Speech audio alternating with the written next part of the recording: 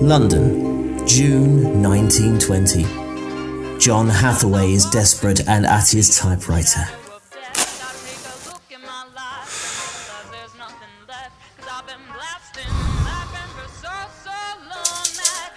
Burgess, I was a fool to believe you could capture and bind death to bring back Edmund. You couldn't even bring back the right bloke. Dream? Oh, good one, yes, that'll do it. You are the physical embodiment of folly, Burgess, and when this note I write reaches the right people, the truth will out and be documented in comics, streaming, and most importantly of all, audiobooks, in which I am played by Anton Lesser. Little do you know, I have composed a separate note to Double Death to sort you out. Now you'll be sorry.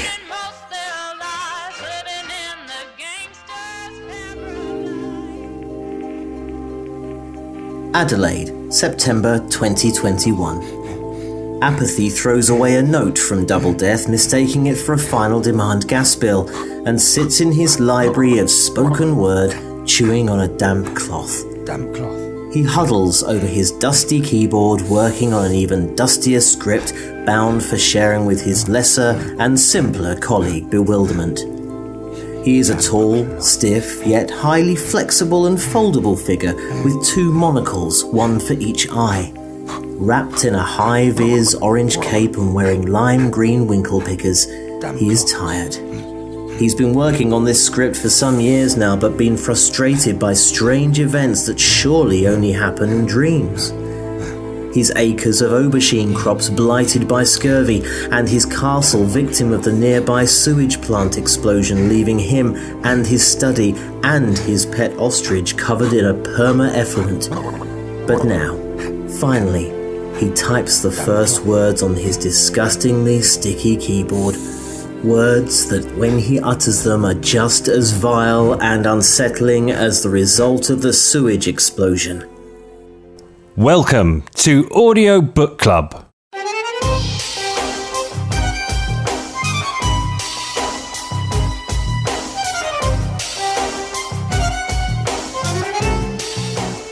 Hello, I'm Matthew. And I'm Steve, and this is Audiobook Club, where we review and recommend audiobooks. And in this episode, ahead of the arrival of its sequel and its release as a Netflix series, we're revisiting an audiobook which we firmly reckon was made with the highest budget in the medium's history, and that's The Sandman by Neil Gaiman. Matt, how are you feeling about this one? To be honest, Steve, I've been slightly stressed. Oh, really?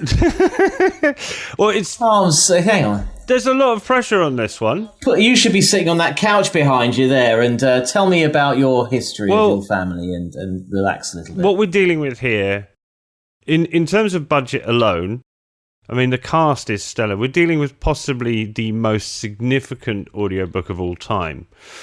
And I actually read it a year ago and had to return to it and find something to say about it that hadn't been said already. The book is just epic, really, in terms of the story. Epic and intense are overused words these days, but in terms of its story, the cast, the production, both of the soundscape and of the dialogue, I mean, it's phenomenal. But a lot of people have... I'm afraid of science fiction fans, Steve, because a lot of them are quite attached to the material. And I know nothing about The Sandman. I didn't read the graphic novels for obvious vision impairment reasons. So I come to this sort of as an audiobook. And it's slightly overwhelming to find something to say about it that's simple and will fit into 40 minutes. But I think we're going to be okay. What I'm most excited about, actually, is the fact that was your reaction to it. I tell you, so like you, I hadn't come to the graphic novel, so I come to this, to the whole of, to be honest, the whole of Neil Gaiman's world. I mean, I've seen his Doctor Who episodes. and I know about his work, and I've heard about Neverwhere, and I remember the trailers being on and things like that, and Good Omens, of course, on Amazon that he did with Terry Pratchett. So I was coming to this as an audiobook, and even from the cover behind you, it looks like a movie. And when I heard it, and I was playing it in the car, the whole thing, it just sorted out my car journey, and it was the closest thing I've heard to an audio movie ever. The soundscape, the bass, it was beautiful as a piece of audio. It was absolutely stunning. The content, of course, is incredibly accessible as well.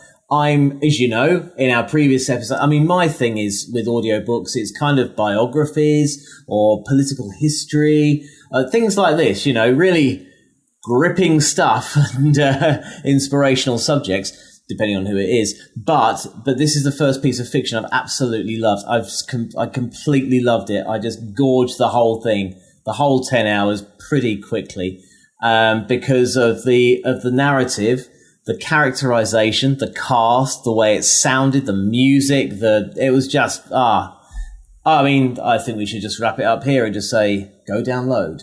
See you next week. Yeah, and you're right, and it's a unique experience, and it's interesting that you seem slightly overwhelmed by the number of things you want to say about it there, and that's been precisely my problem.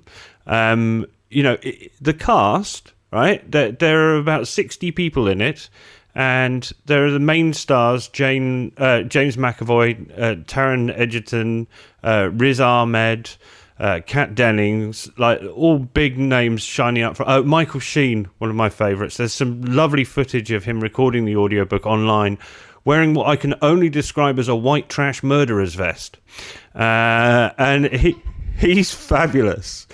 But again, even at that point, you're going, this is an abundance of riches. And then you add to that the fact that Amazon, in some territories, I've got 2 Audible accounts, and you can actually get it for free. Not just free as the trial before you sign up, but also free if you're already a member.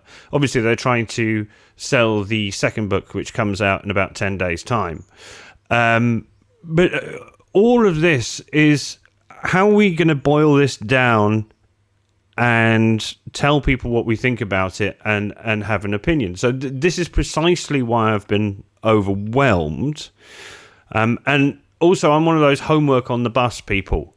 So I read it a year ago. I had a busy week last week, and then a weekend with two 9-year-olds. You say the material is accessible, but some of it is downright disturbing. So it's not one where you can wander around the house with it blaring out of your pocket as you do the laundry or sweep the garden with kids around, because there are some really no, seriously, that's what I normally do. That's how listening to audiobooks takes a lot of time. So I've been sitting there going, I haven't done my homework. How am I going to do my homework? And then I sort of went, okay. Yeah. I do remember this actually, because you are kind of bimbling along and listening to as a narrator. I can't think of another author who narrates so beautifully as Neil Gaiman, to be honest with you. When he narrates the whole thing, and he'll be beautifully describing the scene, painting the picture, and then he'll chuck in tantric sex, and you're listening to it blaring loud at the bus stop or something. Yeah, and I'm surprised you were able to do it driving, because, as you say, the description of the tantric sex will be accompanied by appropriate squealing and sound effects, and I'm surprised you were able to keep your car on the road, to be honest, Steve. You keep the windows up. I was on motorway at the time. It's a pretty safe environment, to be honest with you, for the filthy bits, the filthy bits. Yeah. Tantric sex at 70 miles an hour, that's never been safe, Steve. On the M6, yeah, you're right. So I then went, okay, let's go back to basics. And the way you and I normally do things, and we haven't been able to do it this time because we're too busy spewing opinions already, is we start by going, is the source material any good? Let's look at the writing first. And certainly the initial story, where basically a cult leader in the early 20th century tries to capture death, accidentally catches his brother Morpheus, Dream, and holds him in a crystal cell for 70 years, and the ramifications of all of that. The story is brilliant. And I think the first 2 to 3 chapters, so the first hour and a half, follows that story and death being released 70 years later, and basically,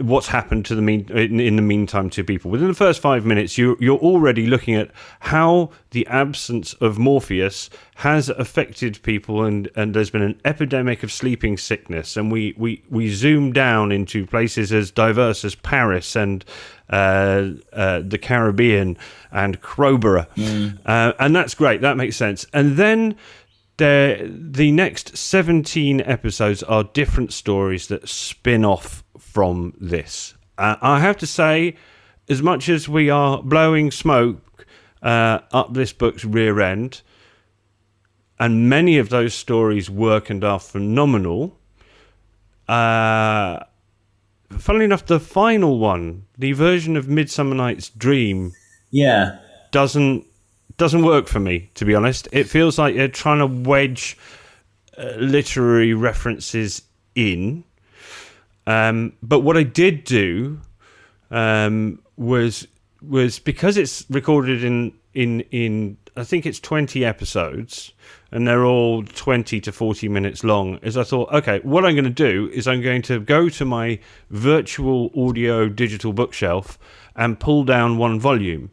So I had a listen to chapter 14, which just the premise is absolutely brilliant. It is set at a convention of mass murderers in a hotel in the middle of the desert in the United States. It's brilliant. And I wanted to play this clip, which is well up your alley, which is the administrative details of attending a mass murderer conference in the same way that you would attend, well, it's a paper sales conference is the one that we use, isn't it? Here's a clip.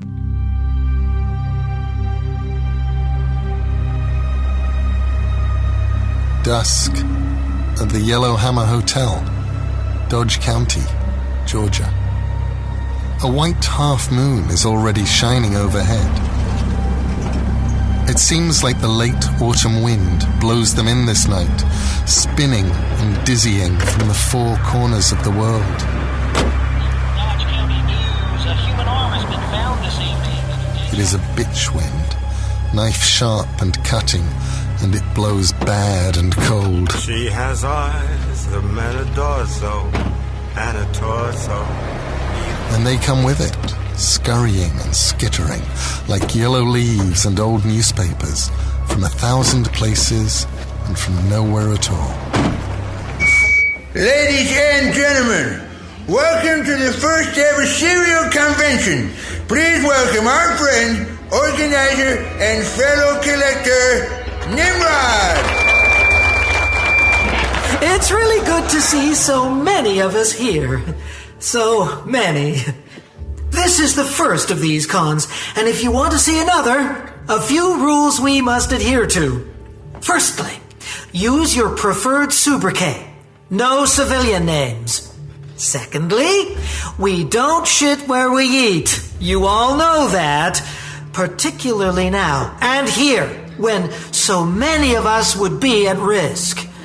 Nobody does any collecting until the convention's over and you're at least 200 miles away. Thirdly, on a more... 12:30 p.m. Panel discussion. Women in serial killing.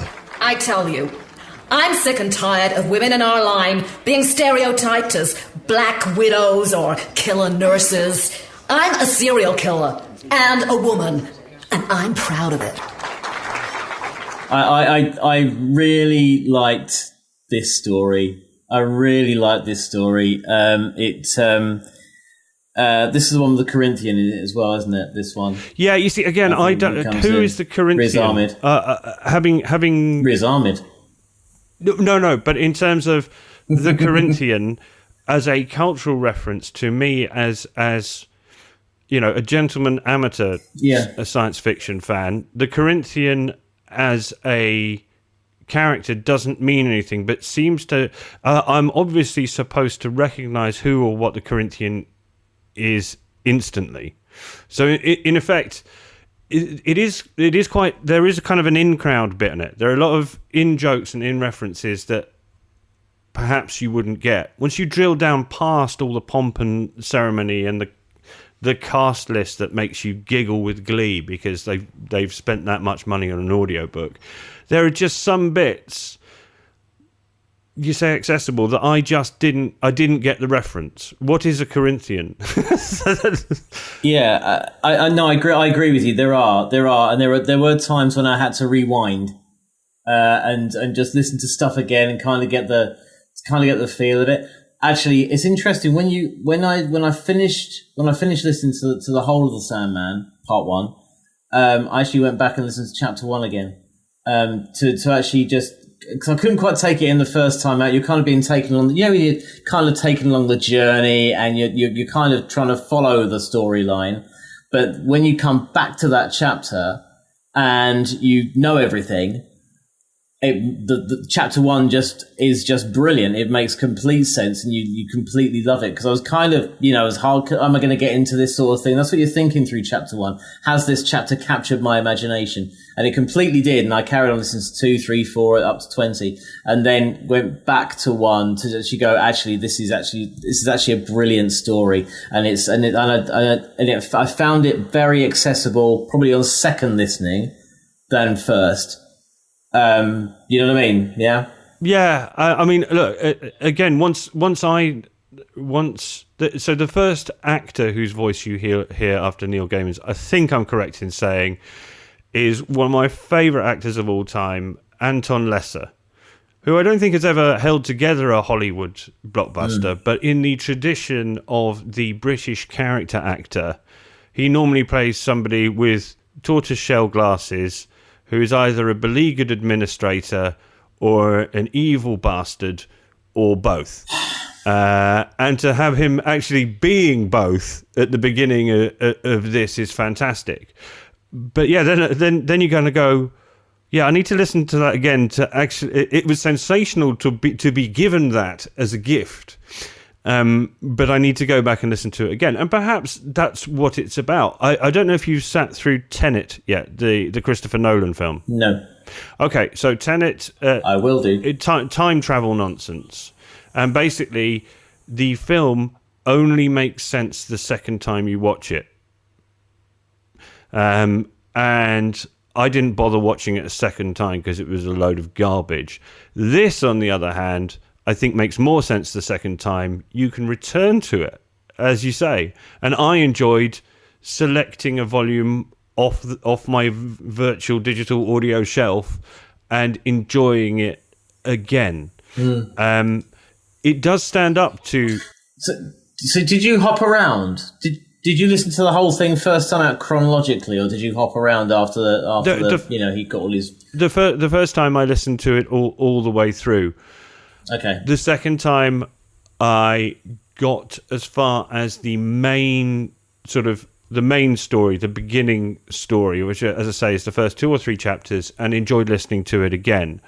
But time didn't allow me to have time to myself to listen to the whole book again. So again, I felt it was a valid exercise to listen to the Collector's Act 1, Chapter 14, as you quite rightly point out. It was, yeah, I think there's an interesting thing. We've gone totally off track. So what we were meant to do, Steve, was we were meant to start with saying, is the source material any good? And the answer is yes. Yes, it's fantastic. The scope and scale of the written source material is brilliant. It does sag in places, I think, but that's in 11 hours. You're bound to have. You can't have them rolling in the aisles for a full 11 hours.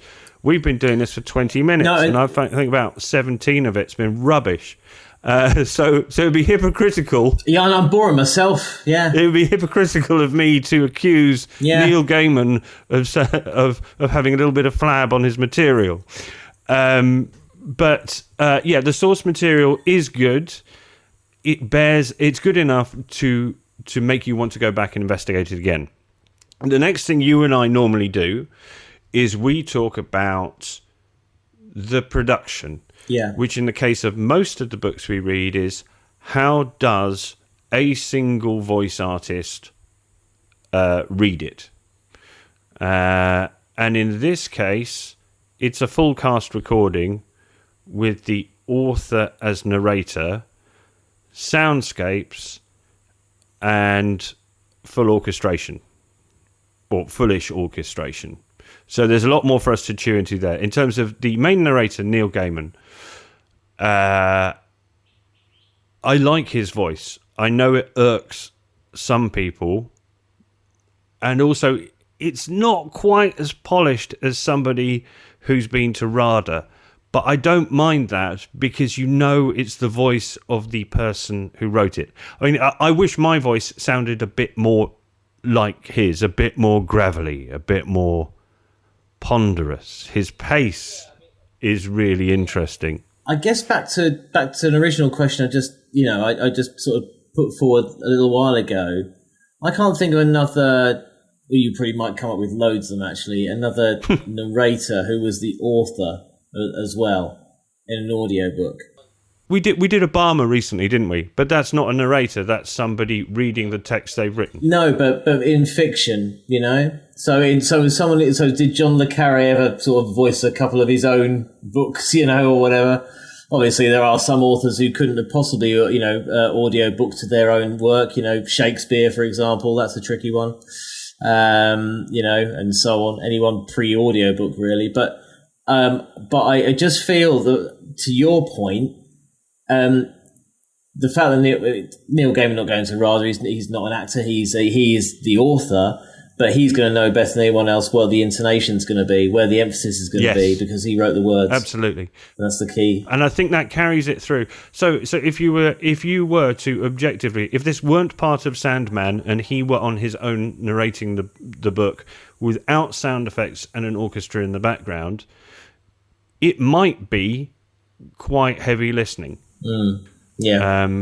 His pace and his delivery are really interesting. They're slow, but and in there somewhere that allows for gravitas and mystery. So that's great. And accessibility as well. Accessibility, because I needed that to be slow, because obviously the words are key. Yeah. But he really made it accessible as well, because he was reading it at a speed where I could kind of really follow it as well. As someone who doesn't really follow this stuff, he made it accessible for me because of his style. But I mean, I'm coming up with this point as I speak to you, but 11 hours of him reading that dry, as we call it in the industry, i.e. without music underneath it, or indeed the production around it, I think would be too much.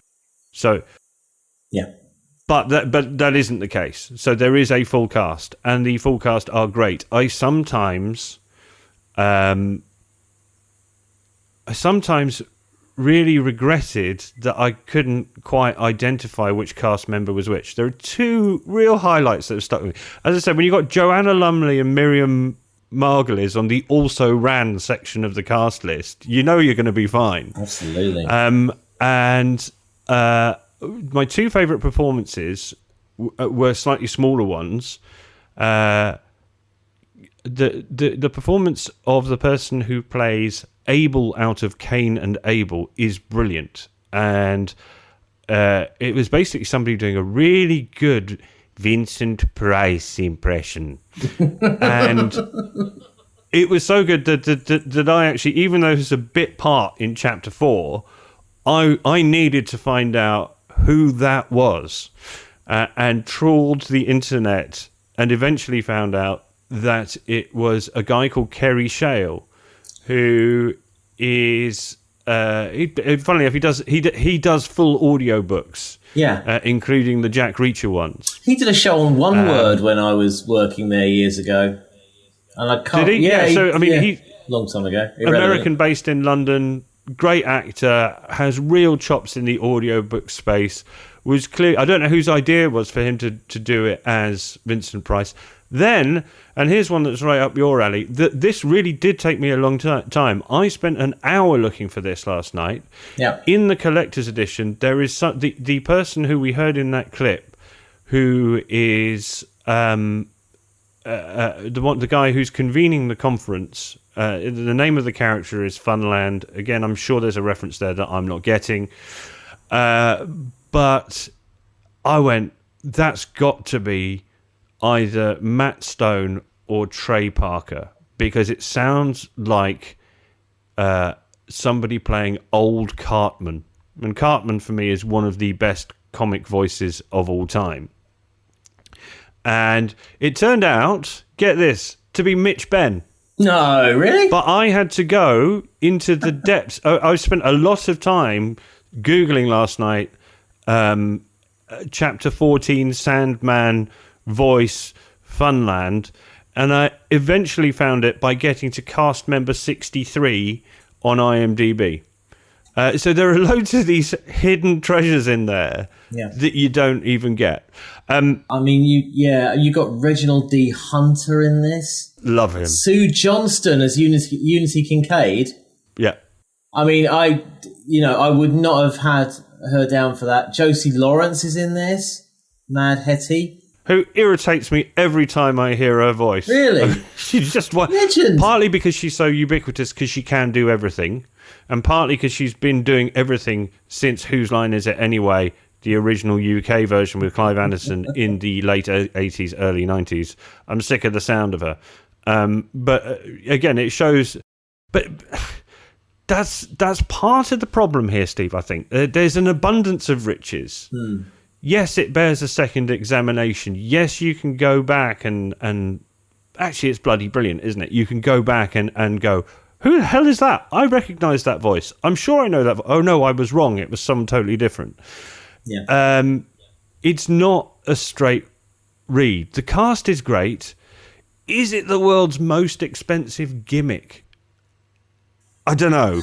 I mean, my view on this is that it was so well put together, so well acted. I don't think there was really.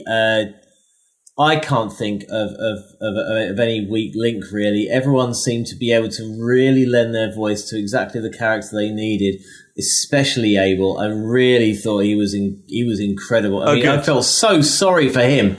So sorry for him. He kept getting screwed over every time. And so the gag is that it's Cain and Abel, but they're immortal. So Cain keeps killing Abel over and over again. It reminded me of when they were really nasty to Gollum in Lord of the Rings, you know, and he was just this pathetic kind of creature, and you really felt that in his voice, you know, because of the actor, because of Kerry Shale, you know. But did it sound like Vincent Price to you? Did you pick up on that, or was it just the character? Not until you just did that just then. I didn't pick up on that. But again, that's the depth of the cast. Sorry, I'm just Googling. I just want to make sure. Sorry. By the way, while you're Googling, Patterson Joseph's in this as well. We need to kill our customers. You know? I'm just going to check something.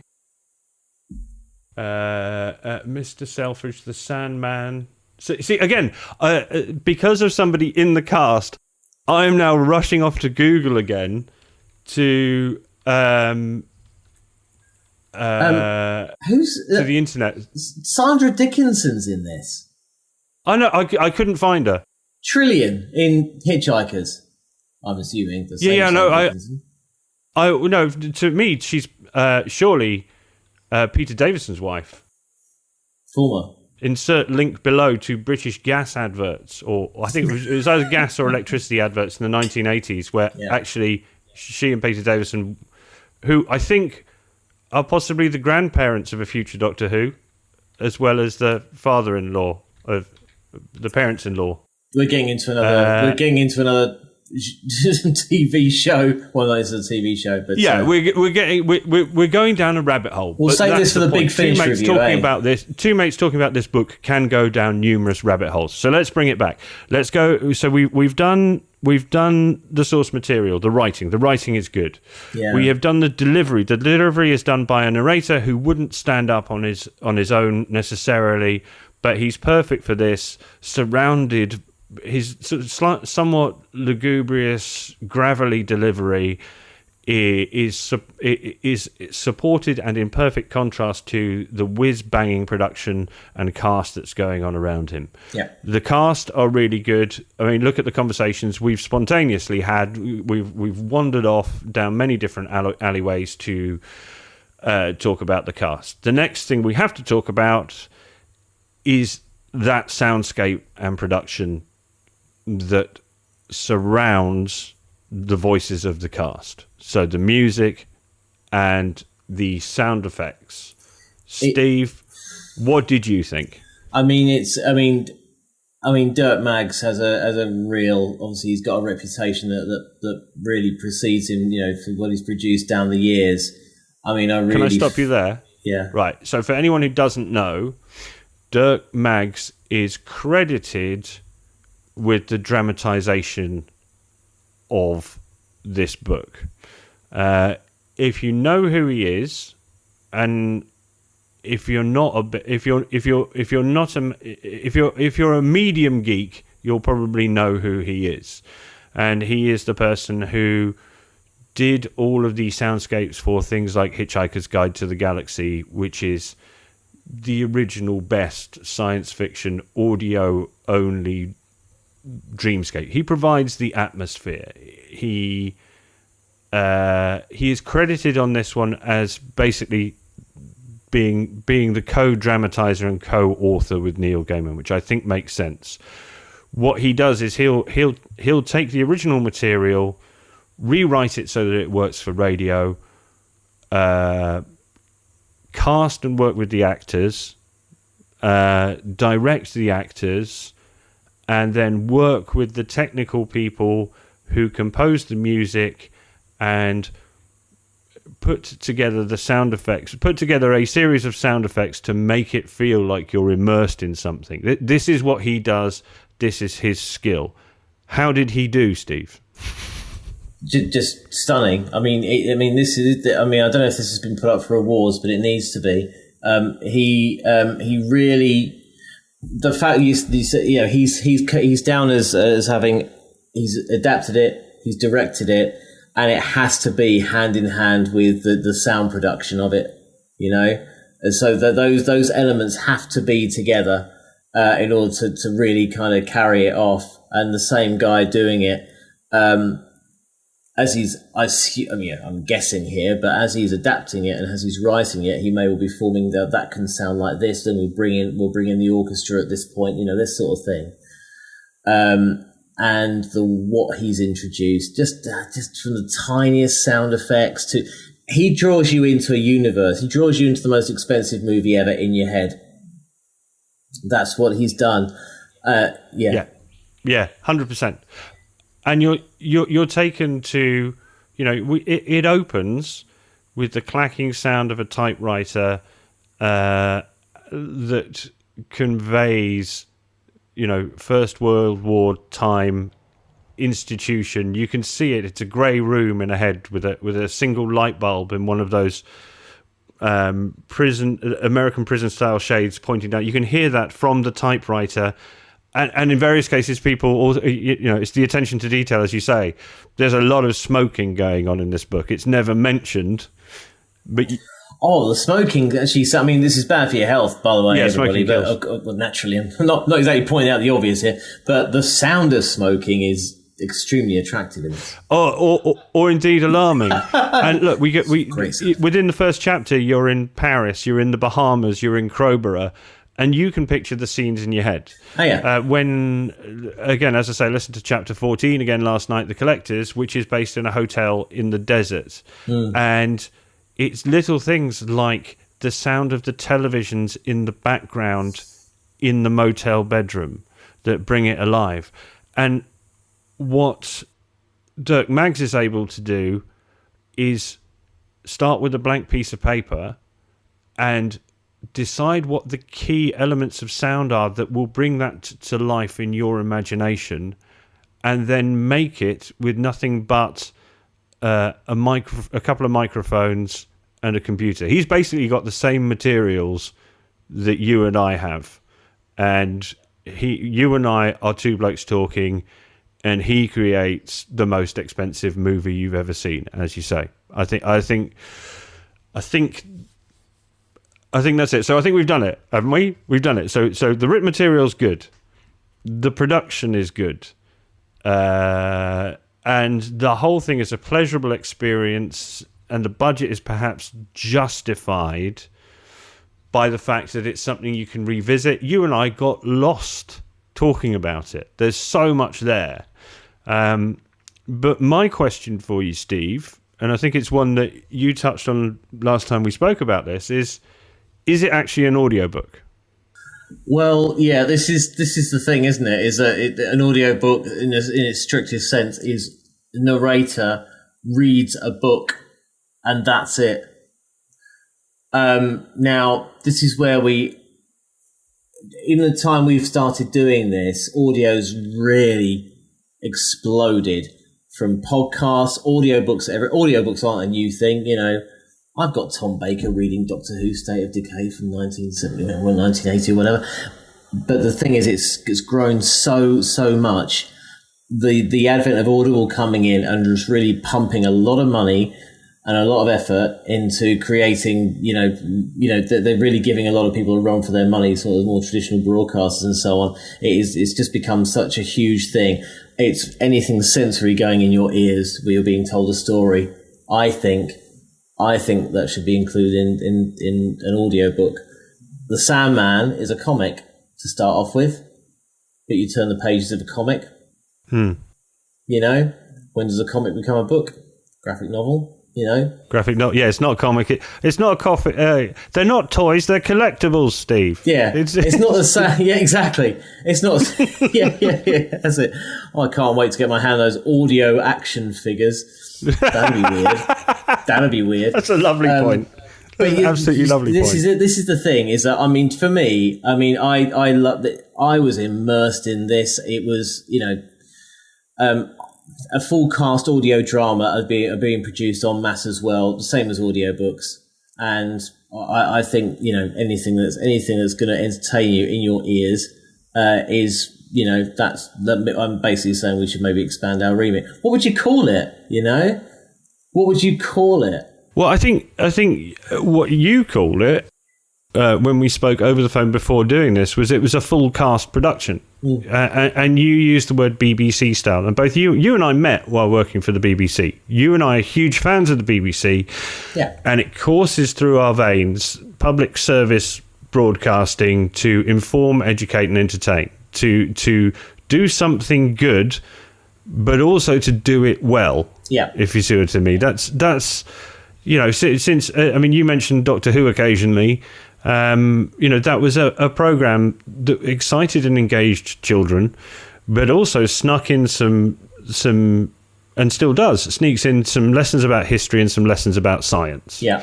And that, for me, is when broadcasting, which was my original career, was doing its best thing. It's the Lord Reith, who was the original chairman of the BBC back in the 1920s, said, inform, educate and entertain. Yeah. And over the years, it's attracted the best people. The BBC doesn't have to make a profit.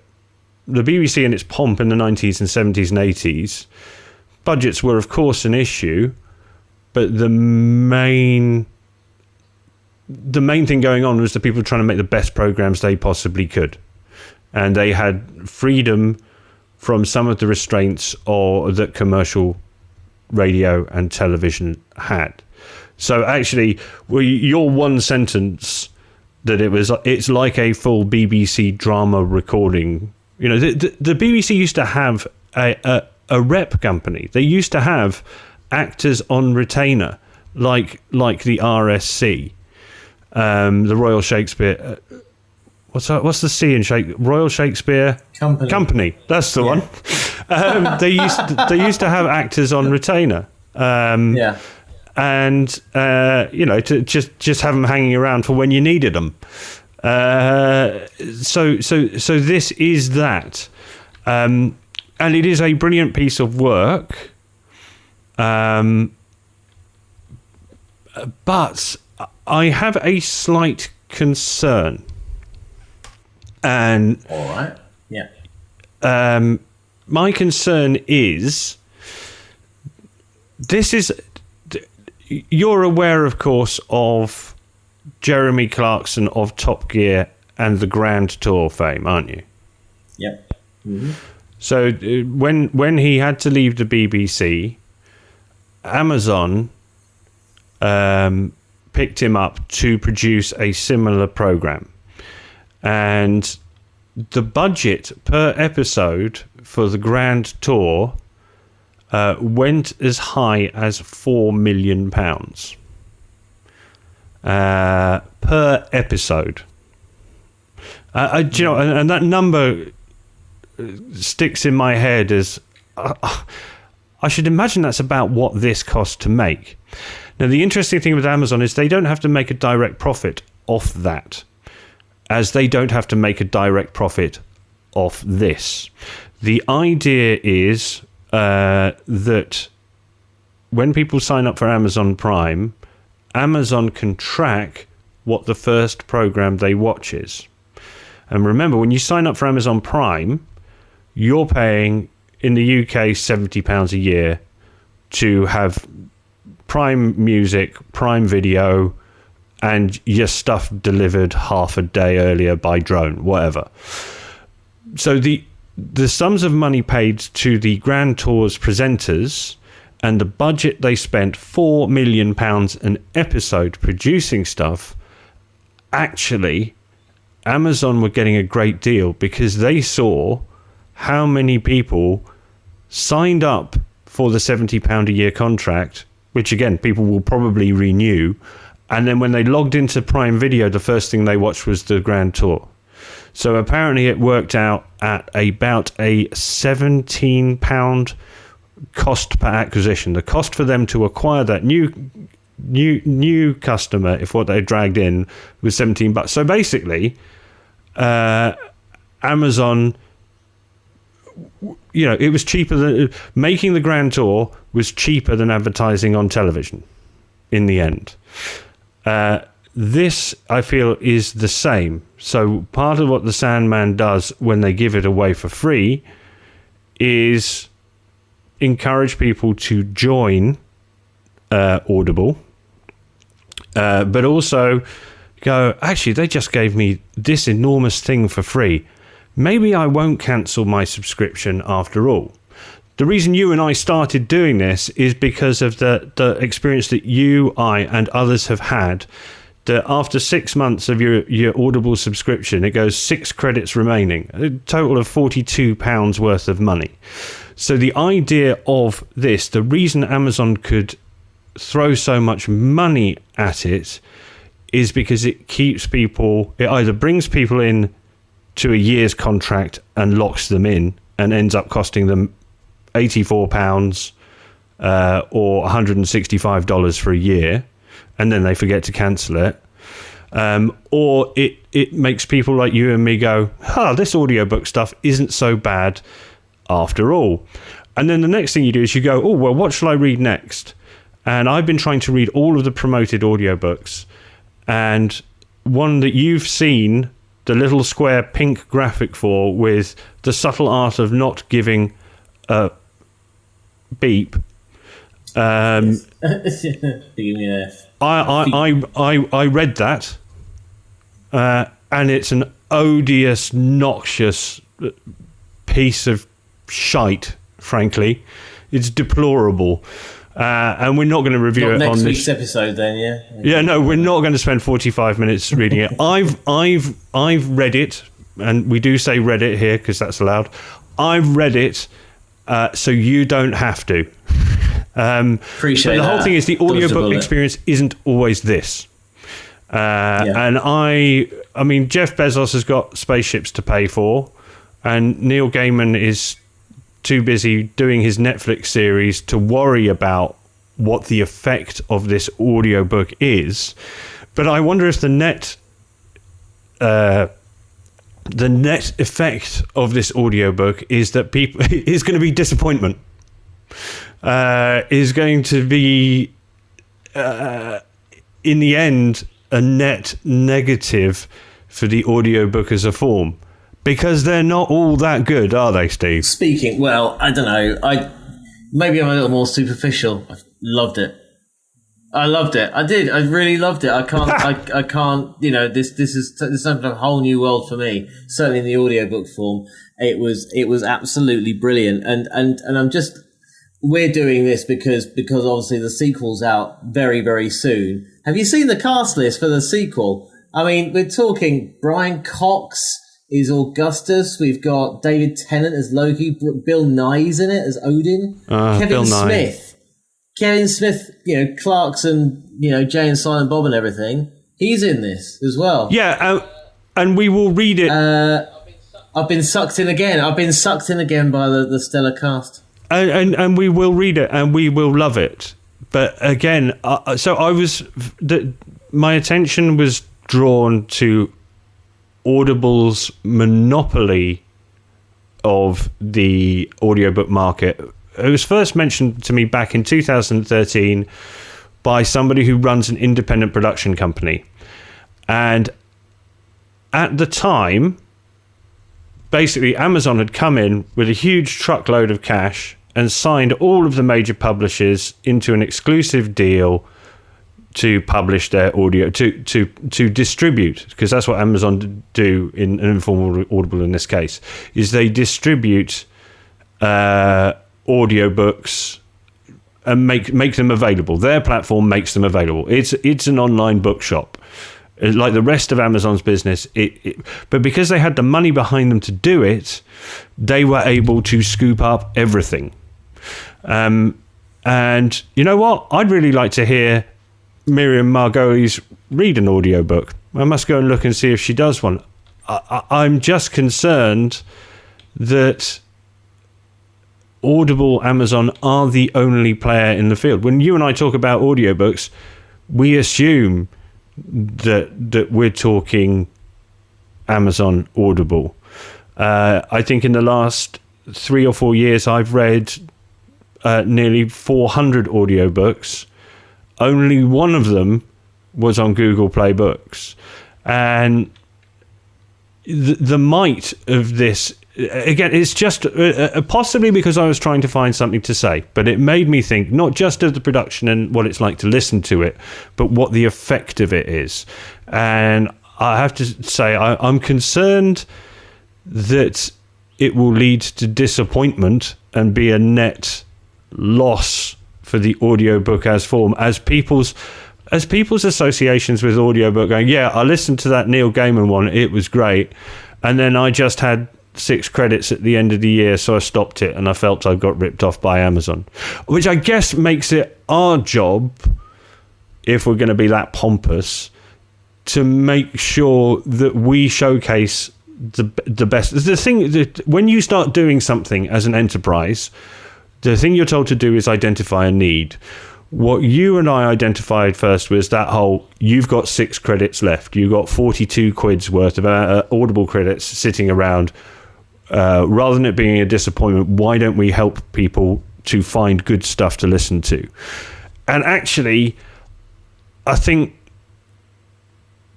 listening to the Sandman, or trying to listen to the Sandman a second time, and enjoying the bright, shiny thing that it is, have made me realise that thing we said a little while ago is actually more important than we thought. So I think it's refocused my mind on trying to give people good audiobook recommendations so that they don't, as I say, walk away in 6 months' time feeling that they've been ripped off by Jeff Bezos and funded his spaceship because he reeled them in with a stellar cast production and then left them with poor voice actors reading shoddy books.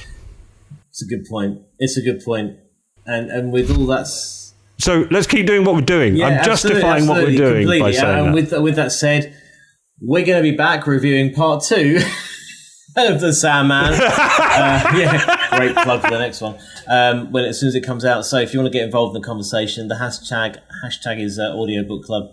You can leave a comment on our YouTube videos, on our podcast channels, on our Facebook page. Just search for. Tell them about the forum, Steve. We've also got a message board because it's 1997 as well. I keep plugging that one. Yeah, so if you want to join our forum, because it's 1997, then do join us on that. Well, the website address was for the forum is audiobookclub.net. There you go, audiobookclub.net for the forum, and we will see you soon.